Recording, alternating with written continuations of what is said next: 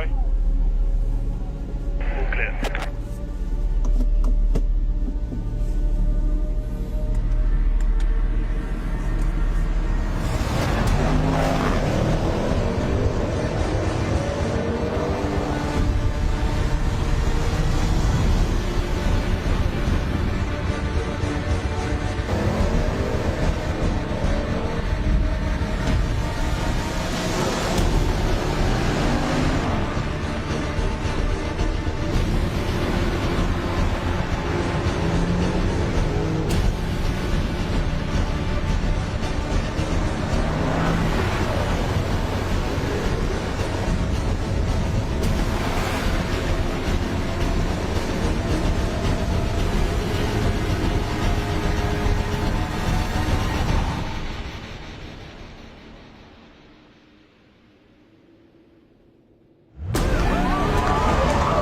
Cartwheels are on the top.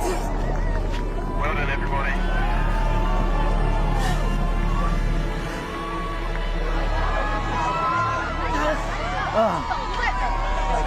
Still shaking. The adrenaline is something I've never experienced before. I guess the mountain gave us one shot to make it up here. All the lucky ribbons we put on the mountain yesterday and today, have helped us to bring us up here.